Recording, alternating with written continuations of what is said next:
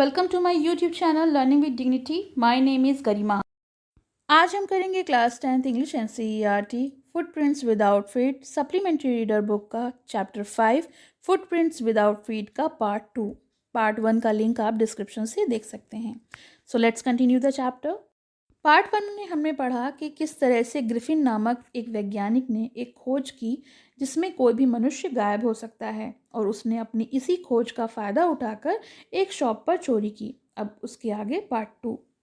Eager to get away from the crowded London. अब वो काफ़ी उत्सुक था इस भीड़ भाड़ वाली जगह से जो कि लंदन में थी। He took a train to the village of Iping, और इसीलिए उसने एक ट्रेन पकड़ी इपिंग नामक गांव के लिए। Where he booked 2 rooms at the local inn, जहां पर उसने 2 कमरे बुक किए वहां की लोकल इन यानी धर्मशाला में। The arrival of a stranger eight N in winter was in any case N unusual event. और किसी भी अजनबी का इतनी जाड़े में एक सराय में पहुंचना सब लोगों को एक अजीब घटना लगा। A stranger of such uncommon appearance, क्योंकि वो दिखने में भी काफ़ी अजीब था। सेट ऑल टंग्स वैगिंग, इसीलिए सब लोग आपस में बात करने लगे। Mrs Hall the landlord's wife, और मिसेस हॉल जो थी वो मकान मालिक की पत्नी थी, made every effort to be friendly. वो काफ़ी ज़्यादा फ्रेंडली होने की कोशिश कर रही थी, हर तरीके की उन्होंने कोशिश की कि वो ग्रिफिन से काफ़ी ज़्यादा फ्रेंडली हो जाएं। But Griffin had no desire to talk, लेकिन ग्रिफिन जो था वो किसी भी तरह की इच्छा नहीं रखता था उनसे बात करने के लिए। एंड टोल्ड हर, और इसीलिए उन्होंने उससे कहा, my reason for coming to Iping is a desire for solitude, और मेरा जो यहाँ आने का कारण है इपिंग में वो यही है कि मैं थोड़ा एकांत चाहता हूँ जिससे कि कोई मुझे डिस्टर्ब ना करे। I do not wish to be disturb in my work, और मेरे काम में कोई भी दखलंदाजी ना करे। Beside an accident has affected my face, और इसके अलावा एक दुर्घटना में मेरा जो चेहरा है वो काफ़ी अफेक्टेड हुआ है, इसी कारण मैं ऐसा हूँ। Satisfied that her guest was an eccentric scientist, और वो काफ़ी अपने आप को तसल्ली दे रही थी कि जो उनका मेहमान है वो थोड़ा अजीब टाइप का वैज्ञानिक है। And in view of in fact that he had paid her in advance, और फिर उन्हें करना भी क्या था क्योंकि उसने एडवांस में उनको पैसे पे कर दिए थे। Mrs Hall was prepare to excuse her strange habit and irritable temper, और मिसेस हॉल जो थी वो तैयार हो गई एक्सक्यूज़ यानी माफ़ करने के लिए उसका अजीब व्यवहार और उसको परेशान करने वाला जो उसका गुस्सा था उसको, क्योंकि उन्हें तो पैसे से मतलब था, वो किस नेचर का था, उन्हें क्या लेना देना। But the stolen money did not last long, लेकिन जो चोरी किए हुए पैसे थे वो कितने समय तक रुकते, वो ज़्यादा नहीं चलते। And presently Griffin had to admit that he had no more ready cash, और फिर ग्रिफिन ने वहाँ पर एडमिट किया कि अब उसके पास नगद पैसे नहीं हैं। He pretended, however, that he was expecting check to arrive at any moment. और फिर उसने ऐसा प्रिटेंड किया, ऐसा दर्शाया कि जैसे उसको कोई चेक मिलने वाला है और फिर वो पेमेंट कर देगा। Shortly afterward a curious episode occurred, और इसके बाद अचानक एक अजीब तरीके की घटना घटी। Very early in the morning a clergyman and his wife were awakened by noise in the study, और काफ़ी सुबह की बात है। क्लर्जीमैन होते हैं पादरी जो पूजा पाठ करते हैं, वो और उनकी पत्नी सुबह सुबह किसी तेज़ आवाज़ से उठ गए। क्रिपिंग डाउन स्टेयर, और फिर वो अपनी सीढ़ियों से नीचे उतर कर आए। They heard the chink of money being taken from the clergyman's desk. उन्होंने आवाज़ सुनी कि किस प्रकार से क्लर्जीमैन की जो डेस्क है जिसमें वो रुपए पैसे रखते हैं उसमें से पैसे कोई निकाल रहा है। Without making any noise, with the poker grasped firmly in his hand, the clergyman flung open the door, और बगैर किसी आवाज़ करे अपने हाथ में एक तरह का पोकर, एक औजार होता है जिससे कोई चीज़ खुरेदी जाती है या फिर लोहे की छड़ कह सकते हैं, उसको कस के हाथों में पकड़कर वो नीचे की तरफ उतरे और उन्होंने दरवाज़ा खोला और कहा कि अपने आप को हमारे हवाले कर दो, सरेंडर कर दो। सरेंडर करना मतलब होता है आत्मसमर्पण करना। Then to his amazement he realise that the room appear to be empty. अब वो लोग दोनों आश्चर्यचकित रह गए और उन्होंने रियलाइज़ किया कि जो कमरा है वो तो खाली दिख रहा है। He and his wife looked under the desk, उसने और उसकी पत्नी ने डेस्क के नीचे देखा। एंड बिहाइंड द कर्टेन, पर्दों के पीछे देखा। And even up the chimney, और यहाँ तक कि चिमनी के ऊपर भी देखा। There wasn't sign of anybody, वहाँ किसी का भी होने का कोई भी अंदेशा नहीं था। Yet the desk has been open and housekeeping money was missing, फिर भी जो डेस्क थी वो खुली थी और जो भी पैसा था वो गायब था। Extra ordinary affair. अब ये तो बिल्कुल अजीबोगरीब घटना हो गई। The clergy man kept saying for the rest of the day. अब क्लर्जी मैन जो था वो पूरे दिन यही सोचता रहा कि ये सब जो हुआ वो हुआ कैसे। But it was not an extraordinary as behaviour of the Mrs Hall's furniture a little later that morning. उसी सुबह मिसिज हॉल्स के जो फर्नीचर था उसके साथ भी एक अजीबोगरीब घटना हुई। The landlord and his wife were up very early.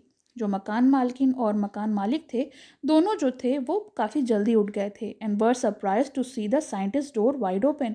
और वो काफ़ी आश्चर्यचकित थे कि जो वैज्ञानिक का कमरा है जो उसने हायर किया था, जो बुक किया था, वो काफ़ी दरवाज़ा जो उसका है वो खुला पड़ा है। Usually it was shut and locked. वैसे देखा जाए वो बंद रहता था और लॉक रहता था।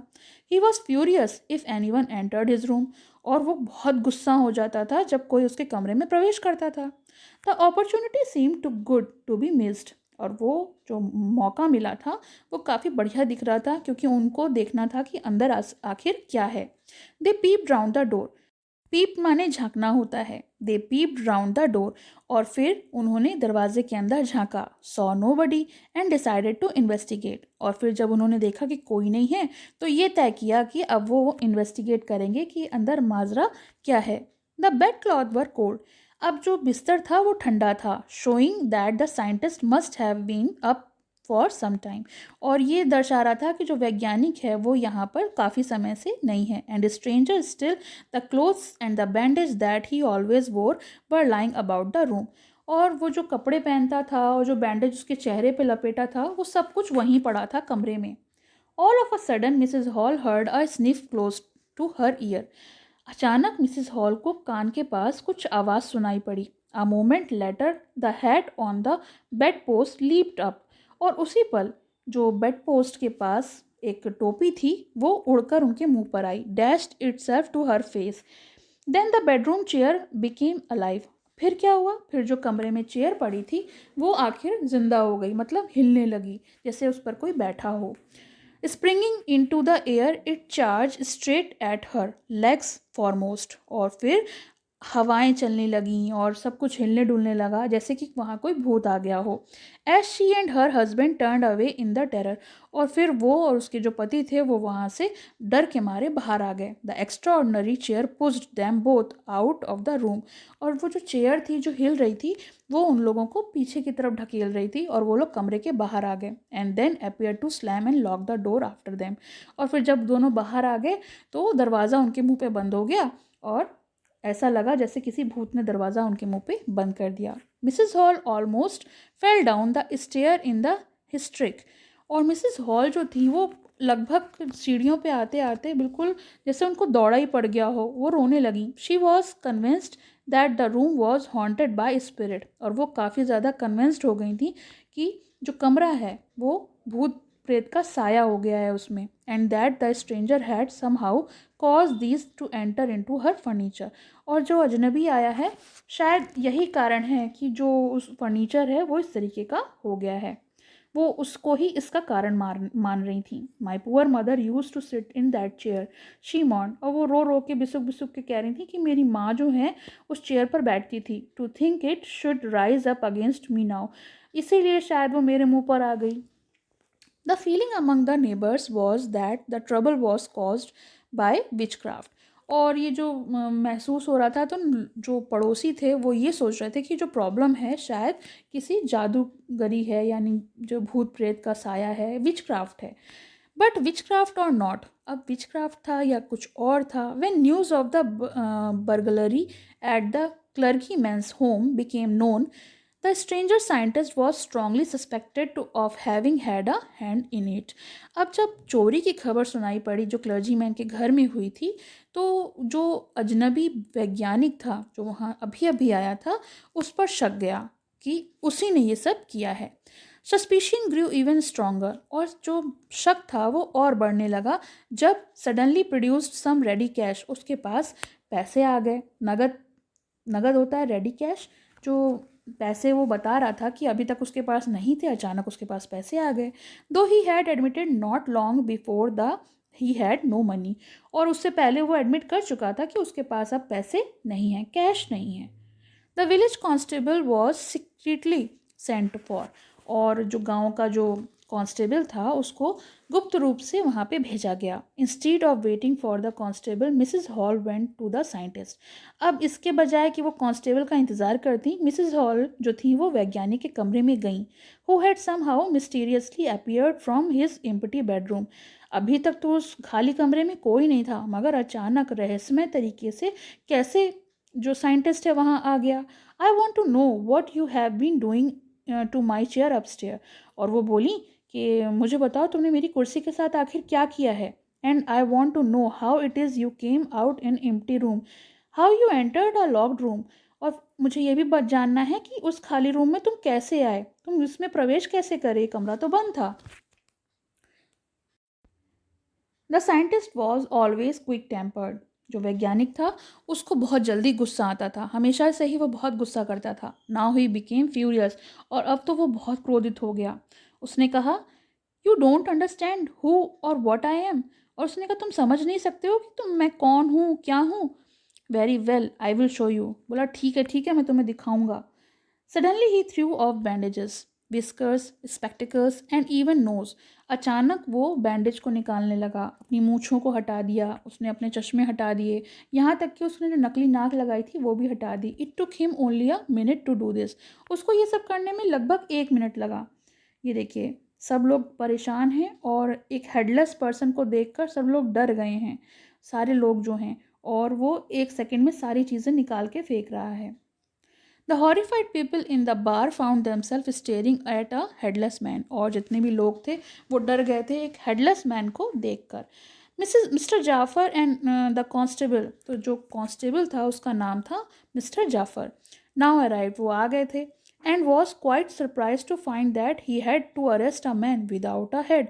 और वो कुछ आश्चर्यचकित हो गए थे कि उनको एक ऐसे आदमी को गिरफ्तार करना है जिसके तो सर ही नहीं है। But Jafar was not easily prevented from doing his duty.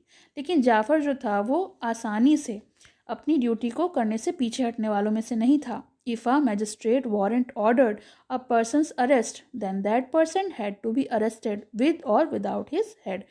अगर मैजिस्ट्रेट वारंट निकाल देता है, आदेश देता है कि किसी को गिरफ्तार करना है, तो उस इंसान को गिरफ्तार करना ही होता है, चाहे उसका सर हो या फिर ना हो। There followed a remarkable scene as the policeman tried to get hold of a man who was becoming more and more invisible as he threw off one garment after another. और ये देखकर वो scene कि जो policeman था वो बराबर कोशिश कर रहा था एक ऐसी व्यक्ति को पकड़ने के लिए जो धीरे धीरे और अदृश्य होता जा रहा था, गायब होता जा रहा था। वो एक एक करके अपने कपड़े उतार रहा था और वो गायब हो रहा था। Finally a shirt flu into the air. आखिरकार आखिरी शर्ट जो थी वो भी हवा में उड़ा दी गई। The constable found himself struggling with someone he could not see at all. और वो जो कांस्टेबल था वो बराबर निरंतर एक ऐसे इंसान को पकड़ रहा था जो नज़र ही नहीं आ रहा था।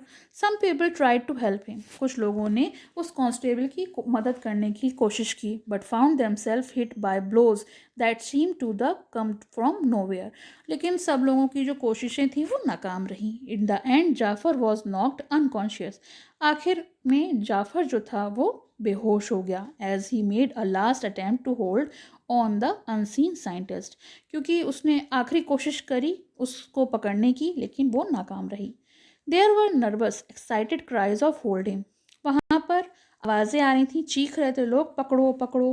But this was easier said than done.